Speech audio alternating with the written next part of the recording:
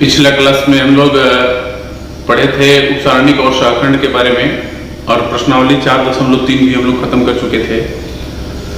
उपसारणिक और सहखंड का जो हम लोग परिभाषा पिछला क्लास में पढ़े थे उसी का प्रयोग हम लोग प्रश्नावली 4.4 में करेंगे।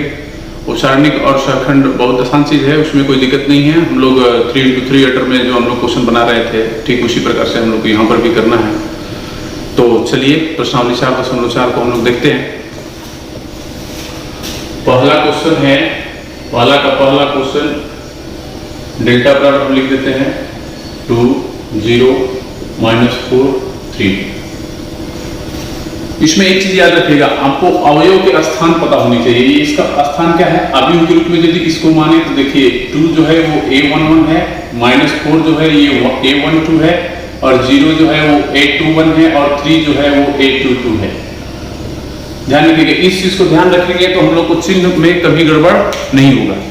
हम लोग को करना क्या है, यहाँ पर बोल रहा है पहला क्वेश्चन में कि सारणिकों के अवयवों के उपसारणिक और सहखंड ज्ञात कीजिए। उपसारणिक और सहखंड हमको ज्ञात करना है, तो हमको यहाँ पर सबसे पहले लिख देंगे उपसारणिक। उपसारणिक का मतलब होगा माइनर। माइनर हम लोग सबसे पहले निकालेंगे और हम लोग जानते हैं कि माइनर को हम लोग किस चीज से सूचित करते हैं, MIJ से। ठीक है, यदि A11 का हम माइनर निकाल रहे हैं तो इसे लिखेंगे M11, M12, M121 और M22। ठीक है, तो हम लोग यहां पर लिखेंगे कि M11 इक्वल टू, जैसे हम लोग लिखना चाहें तो हिंदी में भी लिख सकते हैं कि किसका हम उपसारणिक लिखने जा रहे हैं। तो यहाँ पर हम लिख सकते हैं कि A11 का क्या होता है, जगह पर ये कौन सा अंक है 2, तो हम लोग लिखेंगे यहाँ पर 2 का उपसारणिक।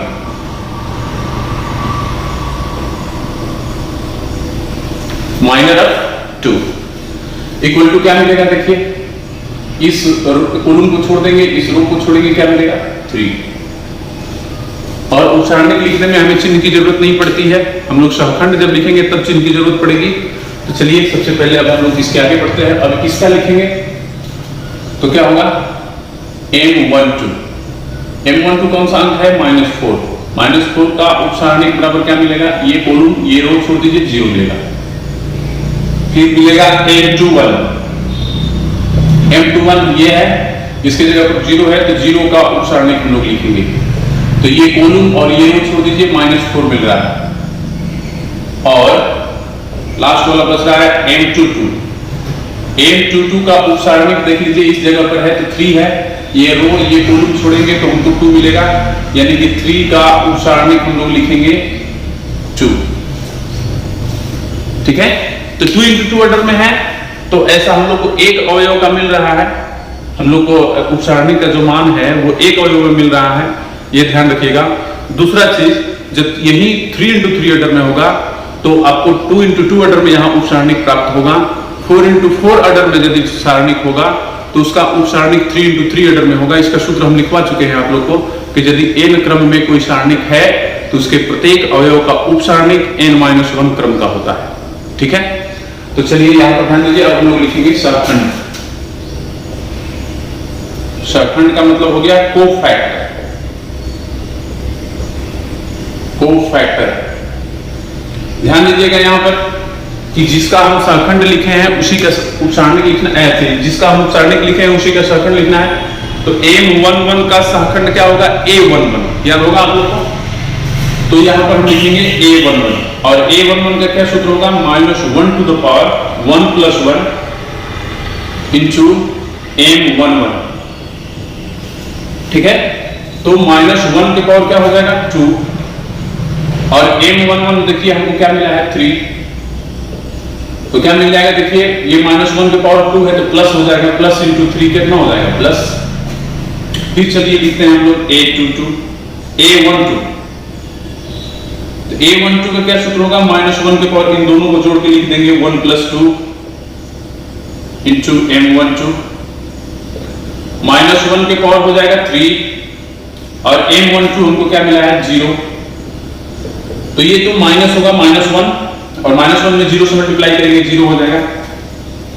A21 -1 के पावर 2 + 1। फिर यहां पर हम लोग क्या लिखेंगे M21। तो चलिए ये भी -1 के पावर 3 हो गया। और M21 देखिए आपको क्या मिला है -4। तो ये तो -1 होगा और -4 कितना हो जाएगा +4। और A22 -1 के पावर 2 + 2 इंटू M22। अब ध्यान दीजिएगा यहां पर -1 के पावर 4 हो गया और M22 हमको क्या मिला है 2। इसका चिन्ह प्लस होगा, प्लस इंटू प्लस होगा। तो यहां पर हम लोग ये परिभाषा के अनुसार हम लोग शलखंड लिखे हैं। यदि हमको चिन्ह मालूम है कि ये A11 का चिन्ह क्या होगा तो यहीं पर जोड़ के हम लोग देख लेंगे कि यदि सम आएगा तो प्लस लगाएंगे, विषम आएगा तो जैसे देखिए ये विषम था, ये भी विषम था, दोनों का योग, तो उसमें हम लोग माइनस लगा देंगे। तो हमको इतना नहीं लिखना पड़ेगा। जैसे अगला क्वेश्चन हम देखते हैं, देख लीजिए।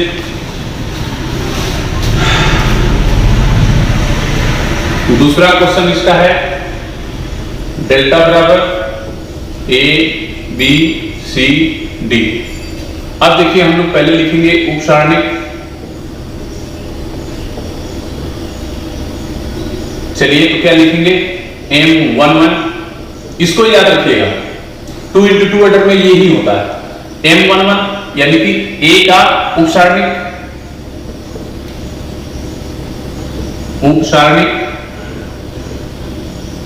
बराबर क्या होगा, देखिए ये कॉलम छोड़ दीजिए, ये रो छोड़ दीजिए, D मिलेगा। M12 C का उपसारणिक, तो कॉलम छोड़ दीजिए, ये रो छोड़ दीजिए, B मिलेगा। M21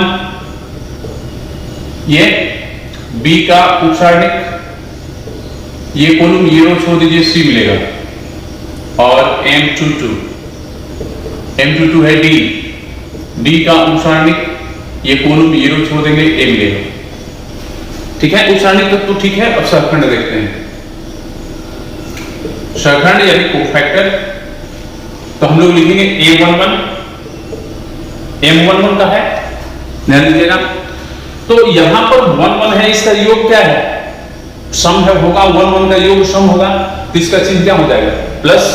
और M11 का जो ये उपसारणिक मिला हुआ है उसको यहां पर लिख देंगे, यानी कि D और प्लस बराबर हमको D मिल जाएगा। ऐसे लिखेंगे तो इससे थोड़ा सा आसान होगा। ऐसे भी आप लोग बना सकते हैं, कोई दिक्कत नहीं है, लेकिन ऐसे करिएगा तो जल्दी बनेगा। ठीक है, फिर उसके बाद हम लोग लिखेंगे A12। तो देखिए इसका योग होता है 1 और 2 विषम, तो माइनस चिन्ह लगेगा। और M12 का जो मिला है उसको यहां पर लिख देंगे, तो हमको क्या मिल जाएगा -B। A21 इन दोनों का भी योग विषम होगा, माइनस कर लेंगे और M21 से गुणा कर देंगे। M21 हमको B मिला है, M21 C मिला है, तो C कर देंगे और -C हो जाएगा। फिर उसके बाद A22 में हम लोग माइनस ये 2 2 4 प्लस हो जाएगा। और हम लोग M22 का सारणिक से गुणा कर देंगे, उस सारणिक से, तो क्या हो जाएगा 8। ऐसे भी बहुत आसान होगा। इससे भी आसान होगा कि हम लोग उपसारणिक जब लिख लेंगे तो केवल चिन्ह ही लगाना होता है, तो हम लोग एक लाइन में भी इसका आंसर लिख सकते हैं। इसलिए ध्यान रखना है कि हम लोग कैसे बनाएं ताकि समझ में ज्यादा से ज्यादा आए। हम दोनों तरीका आप लोग को बता चुके हैं। दूसरा का पहला क्वेश्चन देखिए, डेल्टा बराबर हमको दिया है यहां पर 1 0 0 0 1 0 0 0 1। ये सारणिक दिया है, इसके भी प्रत्येक अवयव का हमें उपसारणिक और सहखंड ज्ञात करना है। तो आप देख रहे हैं कि 9 अवयव हैं, तो 9 हमको मिलेगा यहां पर। तो हम लोग लिखेंगे उपसारणिक। चलिए तो हम लोग सबसे पहले लिखेंगे इसका अवयव, आप लोग जानते हैं ना, जैसे यहां पर लिखे थे A11 A12 A21 A22, उसी तरह यहां पर कैसे होगा, यहां पर कैसे होगा A11 A12 A13 A21 A22 A23 A31 A32 A33। तो उसी तरह लिखिए M11। या हम लोग ऐसा भी लिख सकते हैं, प्रथम पंक्ति के अवयवों का उपसारणिक, एक साथ हम लोग लिख सकते हैं, ऐसे भी लिख सकते हैं हम लोग। प्रथम पंक्ति के अवयवों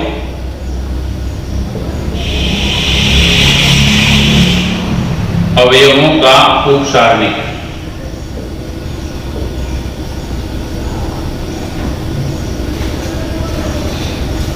चलिए देखते हैं प्रथम पंक्ति के अवयवों का उप सारणिक। प्रथम पंक्ति में देखिए A11 M11 पहले लिखेंगे। चलिए इस कॉलम को छोड़ दीजिए, इस रो को छोड़ दीजिए, 1001।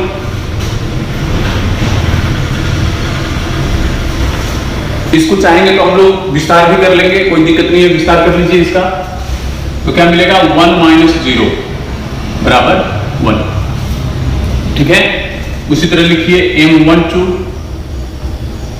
M13। चलिए M12 का मतलब 0, इस कॉलम को छोड़ देंगे, इस रो को छोड़ देंगे, 0 0 0 1 0 0 0 1 हमको क्या मिलेगा 0 - 0 बराबर 0। M13 का इसका कॉलम छोड़ दीजिए, ये रो छोड़ दीजिए, 0 1 0 0 क्या मिलेगा देखिए 0 - 0। M13 का हो गया। प्रथम पंक्ति के सारे अवयव का हम उप सारणिक लिख चुके हैं। अब द्वितीय पंक्ति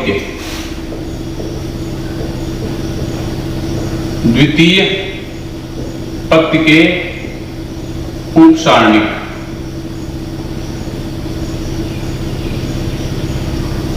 चलिए द्वितीय पंक्ति में क्या होता है M21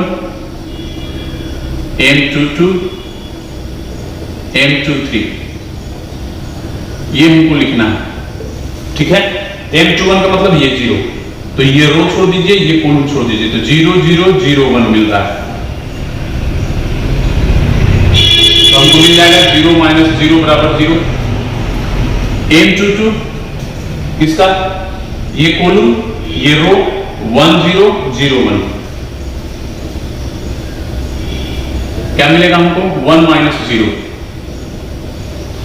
ठीक है, M23 किसका कॉलम छोड़ देंगे, ये रो छोड़ देंगे, 1 0 0 0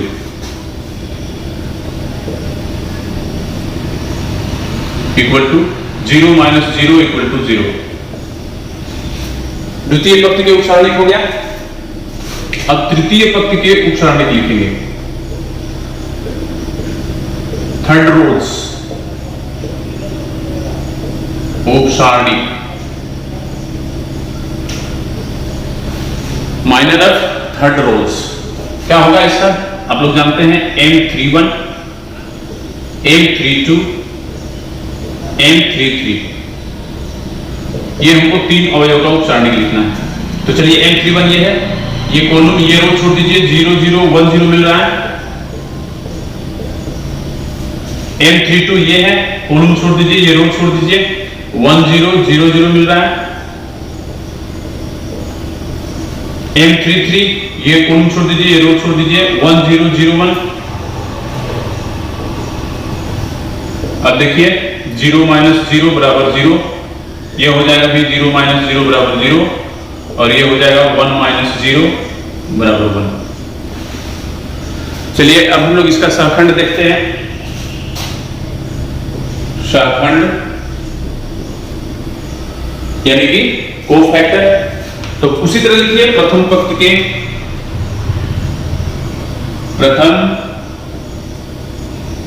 के अवयवों का सहखंड। चलिए क्या मिलेगा आपको A11 A12 A13। इसका चिन्ह क्या होगा प्लस, इसका चिन्ह क्या होगा माइनस, इसका चिन्ह क्या होगा प्लस। ये देखिए ये सम होगा, ये विषम होगा, ये सम होगा, लगा दिए हम लोग। इसमें हम M11 से गुणा करेंगे तो देखिए M11 हमको क्या मिला है 1, तो यहां पर हम लोग लिख देंगे 1। M12 क्या मिला है 0, और M13 भी 0 है, तो 0 0 ये तो बराबर 1 हो जाएगा, ये 0 हो जाएगा और ये भी 0 हो जाएगा। देख लीजिए बहुत आसान है। अब हम लोग लिखेंगे द्वितीय पंक्ति के सहखंड। द्वितीय पंक्ति का सहखंड।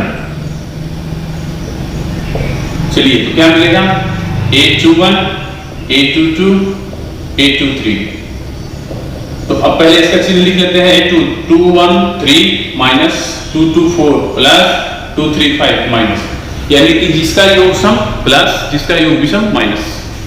तो चलिए A21 के साथ हम M21 रखेंगे, तो M21 0 है, 1 है और 0 है, सारा लिख लीजिए एक साथ, 0 1 0। तो ये मिला 0, ये मिला 1 और ये मिला 0। ठीक है, चलिए अब तृतीय पंक्ति का सहखंड, तृतीय पंक्ति का सहखंड हम लोग लिखेंगे A31, A32, A33।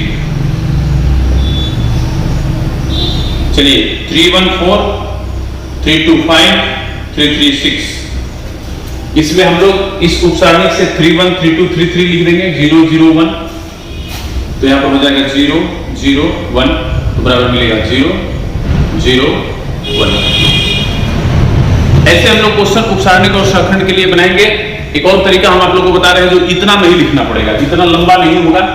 चलिए दूसरा क्वेश्चन हम लोग देखते हैं, इसका भी उपसारणिक और सहखंड निकालना है। अब आप लोग को ऐसा तरीका बता रहे हैं, फिर लगेगा कि कम में ही बन गया, तो उसको भी हम लोग देख लेते हैं। सबसे पहले यहां पर लिखेंगे उपसारणिक, पहले हेडिंग दे देंगे उपसारणिक, और यहां पर लिखेंगे प्रथम पंक्ति का उपसारणिक। चलिए अब यहां पर हम क्या करेंगे, M11, M12, M13 नहीं लिखेंगे, केवल उपसारणिक लिखेंगे। ठीक है, तो चलिए इसका देखिए M11 का ये कॉलम ये रो छोड़ देंगे तो क्या मिलेगा हमको, 5 -1 1 2, फिर कोमा दे देंगे। इसका उपसारणिक लिखेंगे, ये कॉलम ये रो छूट जाएगा, 3 -1 0 2। और तीसरा हम लोग लिखेंगे, देखिए ये कॉलम ये रो छोड़ देंगे, 3 5 0 1। बहुत ज्यादा हम लोग को मेहनत नहीं करना पड़ेगा, ध्यान दीजिएगा। इक्वल टू क्या मिलेगा, 10 माइनस प्लस 1, ये मिलेगा 6 -0, ये मिलेगा 3 -0, बराबर हमको क्या मिल गया, देख लीजिए 11 6 और 3। ऐसे भी हम लोग लिख सकते हैं, कोई दिक्कत नहीं है। उसके बाद हम लोग लिखेंगे द्वितीय पंक्ति का उपसारणिक।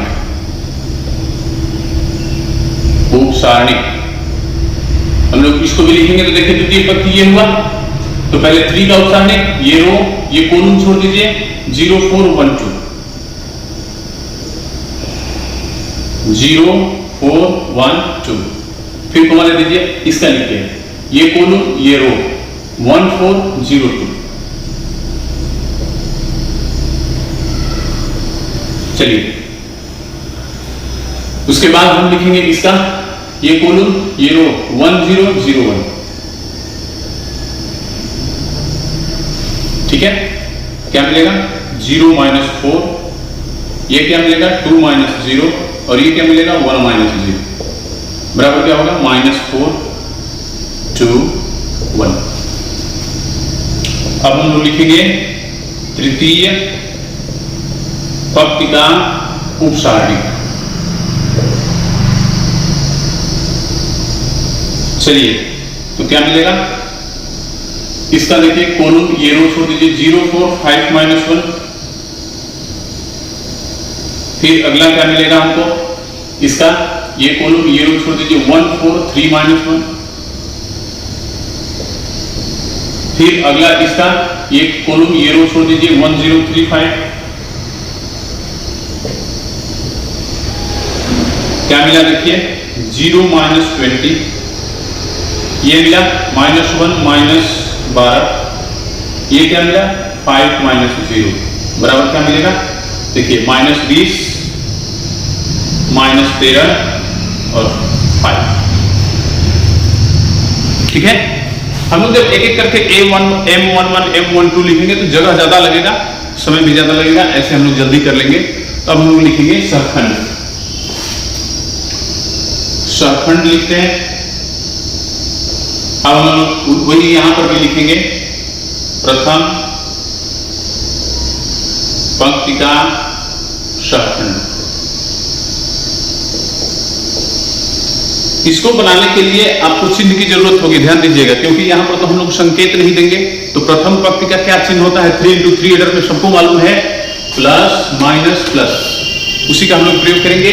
तो प्रथम पंक्ति का जो उपसारणिक मिला है उसको हम लोग क्या लिखेंगे?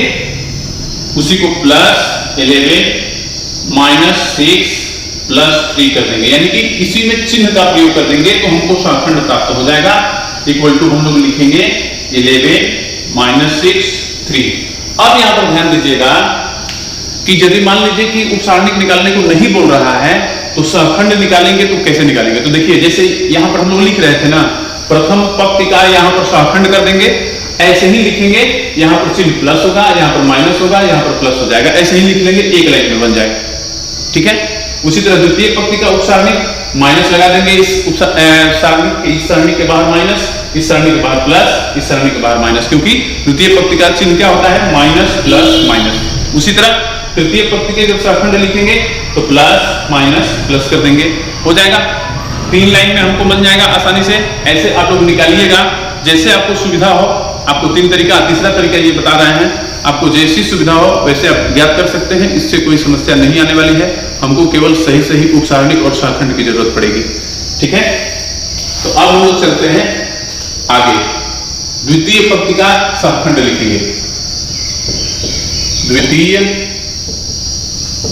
पंक्ति का सहखंड, cofactor of second rows equal to, तो सेकेंड रो का चिन्ह क्या होता है? माइनस प्लस माइनस, ये हम लोग चिन्ह दे देंगे और उसके बाद इसी में द्वितीय पंक्ति के उपसारणिक से गुणा कर देंगे क्रमशः। -4 2 1, तो -4 यहां पर 2, यहां पर 1, तो क्या हो जाएगा?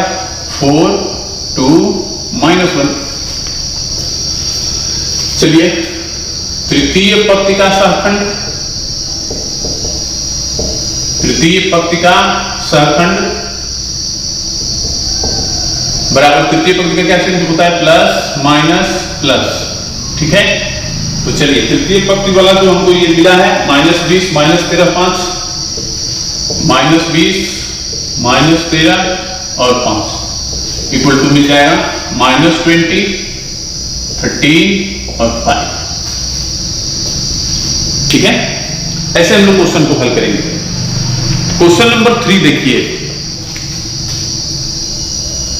डेल्टा बराबर हमको दिया है 5 2 1 3 0 2 8 1 3। इसमें बोल रहा है कि दूसरी पंक्ति के अवयवों के सहखंडों का प्रयोग करके डेल्टा का मान ज्ञात कीजिए। पिछला क्लास का हम बता चुके हैं ये तरीका आप लोग को निकालने का, सारणिक के विस्तार करने का तरीका हम बता चुके हैं। यहां पर दूसरा पंक्ति का केवल हम लोग को सहखंड ज्ञात करना है। तो चलिए द्वितीय पंक्ति का सहखंड ज्ञात करते हैं। देखिए द्वितीय पंक्ति का सहखंड, तो द्वितीय पंक्ति ये होगा, तो ये कॉलम और ये रो छोड़ दीजिए, क्या मिल रहा है?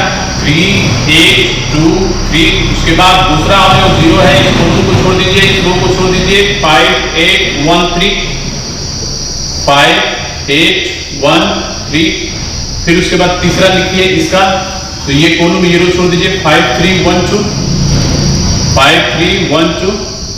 अब यहां पर ध्यान दीजिएगा कि इसका चिन्ह लगाएंगे हम लोग, द्वितीय पंक्ति है, minus plus minus minus plus minus हो गया सहखंड, देख लीजिए। अब इसको हम लोग हल कर सकते हैं, क्या मिलेगा? 9 - 16, इसका क्या मिलेगा? 15 - 8, इसका क्या मिलेगा? 10 - 3 इक्वल टू क्या हो जाएगा? 16 से 9 जाएगा तो 7, 15 में से 8 जाएगा तो 7, और 10 - 3 है, 10 में से 3 जाएगा तो 7। यानी कि हमको यहां पर सहखंड प्राप्त हो गया -7, 7 और -7 द्वितीय पंक्ति का। तब हम लोग क्या लिखेंगे, डेल्टा बराबर द्वितीय पंक्ति के सापेक्ष, पहले यहां पर लिख लीजिए, द्वितीय पंक्ति के सहखंडों से डेल्टा बराबर क्या लिखेंगे, द्वितीय पंक्ति क्या होता है, A21, A22, A23। इसी में इसका सहखंड लिख लेंगे A21, A22, A23। ये बताया है आप लोग को कि संगत अवयवों के संगत सहखंडों के साथ गुणा करके जोड़ देंगे, तो वही काम यहां पर किया है। A21 क्या है मेरा 2, तो 2 लिख देंगे। A21 क्या है -7, फिर प्लस A22 क्या है 0 और A22 यहां पर क्या है 7, फिर प्लस A23 क्या है 1 और A23 सहखंड क्या मिला है हमको -7, तो क्या मिलेगा -14 प्लस 0 -7 बराबर -21। देख लीजिए कितना आसानी से बन गया।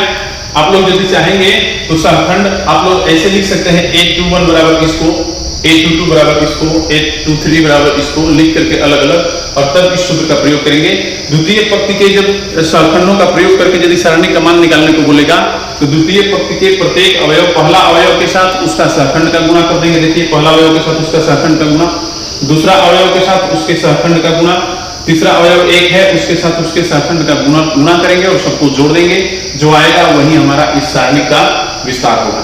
ऐसे भी आप लोग चेक कर लीजिएगा किसी के साथ डायरेक्ट विस्तार करके कि इतना आ रहा है कि नहीं, एकदम आएगा। पिछला दिन हम आपको इसको उदाहरण द्वारा बता चुके हैं। अब हम लोग इसका क्वेश्चन नंबर 4 देखेंगे, वो भी क्वेश्चन नंबर 3 की तरह है। इसमें बोल रहा है तीसरे स्तंभ के अवयवों के सहखंडों का प्रयोग करके सारणी का विस्तार करना है। तो यहाँ पर हम लोग पहले 4 नंबर क्वेश्चन लिखते हैं। डेल्टा बराबर देखिए क्या दिया है, 1 1 1 x y z y z z x x y। इसमें बोल रहा है तृतीय स्तंभ के अवयवों के सहखंड। तो तृतीय स्तंभ ये है, क्या होता है A13, A23, A33, ठीक है। तो ध्यान रखिएगा तृतीय स्तंभ के अवयवों का सहखंड हम लिख चुके हैं। अब यहां पर हम लोग तृतीय स्तंभ के, तो पहला अवयव ये है, तो ये रो और ये कॉलम छोड़ दीजिए, क्या मिल रहा है देखिए 1 y 1 z। फिर उसके बाद दूसरा का ये रो ये कॉलम छोड़ देंगे तो 1x 1z मिलेगा हमको। उसी तरह तीसरा अवयव जो है xy है, इसको छोड़ देंगे इसको छोड़ देंगे तो 1x 1y मिलेगा। इसका चिन्ह लगा देंगे हम लोग, तो क्या चिन्ह होता है प्लस माइनस प्लस, तो इसका प्लस होगा इसका माइनस होगा और इसका प्लस होगा, और यहाँ पर हम लोग कोमा का चिन्ह का प्रयोग करेंगे, हल कर लेंगे इसको, तो ये मिलेगा z माइनस y, ये मिलेगा z माइनस x और ये मिलेगा y माइनस x। ठीक है, आप लोग देख रहे हैं। अब हम लोग क्या करेंगे, तृतीय स्तंभ के अवयवों और सहखंडों का संगत सहखंडों का गुणा करके हम लोग जोड़ देंगे। यानी कि पहला के साथ इस पहला का गुणा, दूसरा के साथ दूसरा का गुणा और तीसरा के साथ तीसरा का गुणा करके हम लोग जोड़ देंगे, वही सारणी का विस्तार होगा। तो हम लोग लिखेंगे कि तृतीय स्तंभ के सहखंडों के प्रयोग से, पहले हम सूत्र लिखते हैं, डेल्टा बराबर हम क्या लिखेंगे A13 इंटू A13 A23, ये 23 है, A23 प्लस A33 A33। अब इसका हम लोग मान रख देंगे, तो A13 का क्या मान है देख लीजिए yz, और A13 हमको सहखंड क्या मिला है z माइनस y, A23 हमको क्या मिला है zx, और A23 हमको सहखंड क्या मिला है minus zx minus z minus x, ये मिला है। A33 क्या है xy, और A33 यहां पर क्या मिल रहा है y माइनस x। ठीक है, अब हम लोग विस्तार करेंगे इसका। तो चलिए देखते हैं। तो हम क्या करेंगे कि इन दोनों को गुणा कीजिए, y z square minus y square z plus, अब देखिए इसमें भी हम लोग गुणा करेंगे तो प्लस माइनस माइनस हो जाएगा, और माइनस जेड एक्स से चाहे पहले ऐसे कर लीजिए, देखिए माइनस से गुणा कर लीजिए तो x माइनस जेड हो जाएगा, ऐसे भी कर लीजिए कोई दिक्कत नहीं है। इसको छोड़ दीजिए, इसमें से हम माइनस कॉमन कर लेते हैं, इसको हम लोग मल्टीप्लाई नहीं करेंगे क्योंकि हमको कॉमन करना है। Y z square minus y square z plus इसका हम मल्टीप्लाई कीजिए z x square minus z square x, और ये प्लस माइनस को बाहर कर दीजिए तो minus x y into x minus y. अब हम लोग क्या करेंगे कि x माइनस वाई यहां पर मिला है, तो इन चारों को ऐसा सजाएंगे कि इनमें से कॉमन करने पर x माइनस वाई मिले। तो चलिए हम लोग लिखते हैं। अब देखिए इसके साथ और इसके साथ हम लिखेंगे तो हमको मिल जाएगा x माइनस वाई, और इन दोनों को एक साथ हम लोग लिखेंगे तो मिल जाएगा। पहले इसको लिखिए z x square minus y square z, फिर उसके बाद इसको लिखिए minus z square x plus y z square minus x y into x minus y. अब देखिए इसमें से जेड कॉमन करेंगे तो हमको मिलेगा x square minus y square, और इसमें से हम कॉमन कर लेंगे जेड स्क्वायर तो हमको मिलेगा x minus y minus x y into x minus y, ठीक है, इक्वल टू। अब देखिए एक्स माइनस वाई सब में कॉमन है तो एक्स माइनस वाई हम लोग कॉमन कर लेंगे, तो यहां पर बचा जेड और इसमें से एक्स माइनस वाई निकालेंगे तो क्या बचा एक्स प्लस वाई। क्यों? क्योंकि इसका सूत्र होता है x plus y into x minus y, तो x माइनस वाई निकालिए तो x प्लस वाई बचा, इसमें से x माइनस वाई निकाले जेड स्क्वायर बचा, इसमें से x माइनस वाई निकाले एक्स वाई बचा, ठीक है। चलिए अब यहां पर आ जाते हैं। उसके बाद देखिए x माइनस वाई, फिर इसके बाद इसमें हम लोग मल्टीप्लाई कर देंगे जेड से, Z x plus y Z minus z square minus x Y. अब यहां पर ऐसा सजाइए कि कुछ कॉमन मिले ताकि उसको भी हम लोग कॉमन कर सके। तो देखिए हमको दिखाई दे रहा है कि y माइनस जेड हमको कॉमन मिल जाएगा, इसको और इसको एक साथ रखेंगे तो और इसको भी एक साथ रखेंगे तो पहले हम लिखेंगे y Z minus z square, उसके बाद इसको लिखेंगे एक्स वाई और उसके बाद इसको लिखेंगे जेड एक्स। सजा लेंगे हम लोग कि कुछ कॉमन प्राप्त हो जाए, और कॉमन प्राप्त होगा ही। तो चलिए इसमें से z कॉमन कर लेते हैं, y माइनस जेड मिलेगा, और इसमें से x कॉमन कर लेते हैं, y माइनस जेड मिलेगा। तो चलिए y माइनस जेड कॉमन हो गया, देख लीजिए y माइनस जेड हम बाहर निकाल लिए, हमको क्या बचा z माइनस x, यही आपका आंसर होगा। तो ऐसे भी हम लोग बना सकते हैं। याद होगा आप लोग इस क्वेश्चन को हम लोग पिछला वाला एक्सरसाइज में कैसे हल किए थे। हम लोग इनमें से दो को जीरो किए थे और उसी स्तंभ के सापेक्ष विस्तार कर दिए थे जिसमें शून्यों की संख्या अधिक थी। तो वैसे भी बन सकता है, यहाँ पर सखंड की सहायता से भी हम लोग बना सकते हैं, कोई दिक्कत नहीं है। 5 नंबर जो क्वेश्चन दिया है आपका, डेल्टा बराबर a11 a12 a13 a21 a22 a23 a31 a32 a33, इसमें बोल रहा है कि aij का सहखंड aij हो। अब यहां पर लिख लेंगे कि aij का सहखंड बराबर aij दिया है, किसको हम लोग लिखते हैं, परिभाषा में भी हम लोग जानते हैं कि यही लिखते हैं। तो बोल रहा है कि निम्नलिखित रूप में किसे व्यक्त किया जा सकता है। 4 ऑप्शन यहां पर दिए गए हैं। आप लोग को मालूम है कि सारणिक का विस्तार में हम लोग को जिस पंक्ति या जिस स्तंभ के अवयव है उसी पंक्ति या उसी स्तंभ के सहखंडों के साथ गुणा करके जोड़ा जाता है। और एक ट्रिक ये भी बताए थे कि दोनों के अवयवों की संख्या हम लोग मिला लेंगे, यदि जिसमें सेम होगा वही आपका आंसर होगा, अन्यथा नहीं होगा। तो हम लोग इसमें देख रहे हैं कि डी नंबर ऑप्शन है जो आपका एक्यूरेट सही है, तो हम लोग लिख देंगे इसलिए डेल्टा बराबर डी नंबर क्वेश्चन जो आपका है डी ऑप्शन वो है a11 plus a21 plus a31 यही आपका आंसर होगा, क्योंकि देख रहे हैं ना, ये जो अवयव इसमें है, जो पक्त स्तंभ इसमें है वही इसमें भी है, सेम टू सेम है, देख लीजिए। तो वही वाला ऑप्शन उस डेल्टा का विस्तार होगा। ये पीछे हम लोग सूत्र में पढ़ चुके हैं, इसलिए इस चीज को आप लोग याद रखिएगा।